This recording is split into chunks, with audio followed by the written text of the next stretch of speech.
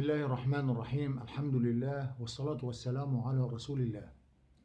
الحلقة الرابعة بعنوان الخليل من هو؟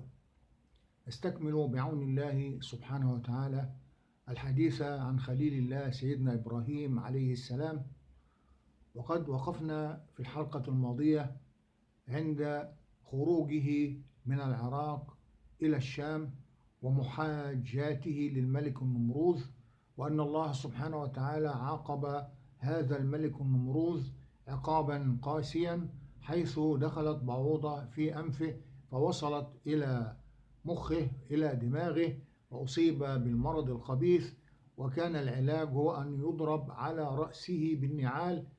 لماذا؟ لأنه قال أنا أحيي وأميت، وهذه الصفة هي صفة خاصة بالله سبحانه وتعالى. الله لا إله إلا هو الحي القيوم، وهو الذي يحيي ويميت سبحانه وتعالى.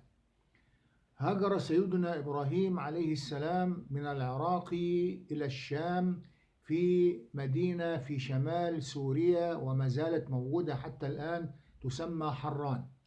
قال الله تعالى: فآمن له لوط وقال إني مهاجر إلى ربي. سيدنا إبراهيم عليه السلام خلال هذه الفترة التي عاشها في العراق، وهي فترة طويلة من الزمن، يعني اقتربت من حوالي 20 عاما، لم يؤمن معه إلا رجل وامرأة. الرجل هو سيدنا لوط وهو ابن أخيه. سيدنا لوط هو ابن أخي سيدنا إبراهيم، والمرأة هي سارة، وسارة ابنة عم سيدنا إبراهيم وقد تزوجها. وكان سيدنا إبراهيم عليه السلام هو أول من هاجر بأهله، هاجر من العراق إلى الشام ووصل إلى مدينة حران في شمال سوريا الآن، وما زالت موجودة بهذا الاسم.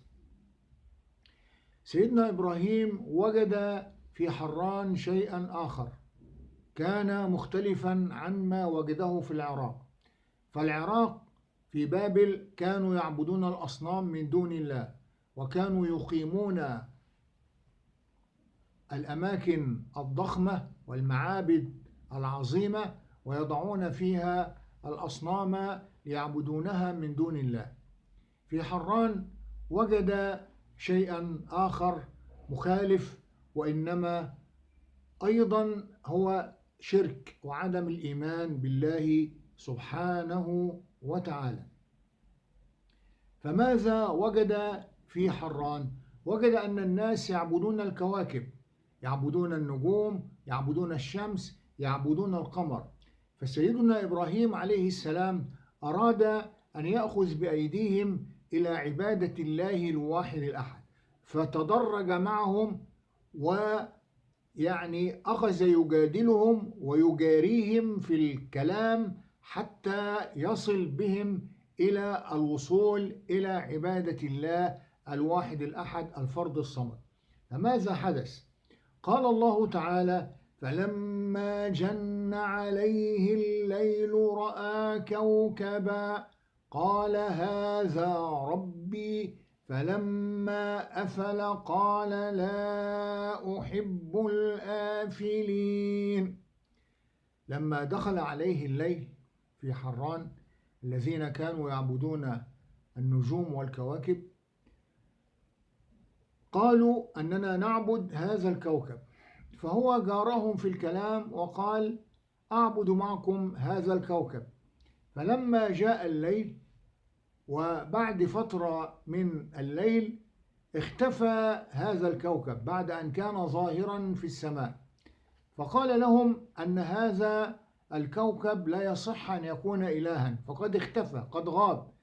الإله لا يصح أن يغيب، فهو الحي القيوم الذي لا تأخذه سنة ولا نوم. في اليوم الثاني رأى القمر بازغا، قمر واضح ليلة 14، فقال للناس هذا ربي، أتوافقون على اتخاذ القمر إلها؟ فهو أكبر من النجم. ولكن القمر غاب أيضا في فترة من الليل، فلما غاب القمر قال سيدنا إبراهيم: فلما رأى القمر بازغا قال هذا ربي، فلما أفل قال: لئن لم يهدني ربي لأكونن من القوم الضالين. لا النجم لا الكوكب ينفع إله ولا القمر ينفع إله. فلما أصبح الصباح وجد الشمس ساطعة في كبد السماء، فبدأ يتناقش معهم فقال لهم: أتوافقون على أن هذه الشمس هي أكبر من القمر وأكبر من النجم؟ أيصح أن نتخذها إلها؟ قالوا: نعم. فلما رأى الشمس بازغة قال: هذا ربي هذا أكبر. فلما أفلت قال: يا قوم إني بريء مما تشركون. ولكن الشمس غابت هي الأخرى في آخر النهار عند الغروب، فأخبرهم أن هذه الشمس لا يصح أن تكون إلها ولا نتخذها إله، لأنها غابت واختفت. فكيف يختفي الإله وكيف يغيب؟ والمفروض أنه لا يغيب لأنه قائم على شؤون ملكه. فلما حدث هذا قال لهم: إني وجهت وجهي للذي فطر السماوات والأرض حنيفا وما أنا من المشركين. أخبرهم أن الله ربي وإله واحد حي قيوم لا تأخذه سنة ولا نوم، لا ينام ولا ينبغي له أن ينام ولا يذهب، إنما هو دائم الحياة، حياته دائمة، قد لا نراه ولكنه يدبر شؤون ملكه سبحانه وتعالى، فهو عظيم. فقالوا: من ربك هذا يا إبراهيم؟ فسيدنا إبراهيم عليه السلام قال: الذي خلقني فهو يهدين، يعني ربي الذي أعبده هو الذي خلقني فهو يهدين، والذي هو يطعمني ويسقين، وإذا مرضت فهو يشفين، والذي يميتني ثم يحيين، والذي أطمع أن يغفر لي خطيئتي يوم الدين. عرفهم بالله سبحانه وتعالى الواحد الأحد، وأن الله تبارك وتعالى والذي خلق الإنسان والذي يطعمه ويسقيه، وإذا مرض فهو سبحانه وتعالى يشفيه، ويميت الإنسان ثم يحييه. ومن باب الأدب: أطمع أن يغفر لي خطيئتي يوم الدين، حين نعرض عليه في الآخرة. أطمع وآمل كنوع من حسن الظن بالله ونوع من الأدب مع الله. أطمع أن يغفر لي ذنبي يوم الدين. فعرفهم بالله سبحانه وتعالى ونقض عبادة النجوم والكواكب والشمس والقمر، وكان هذا في حران.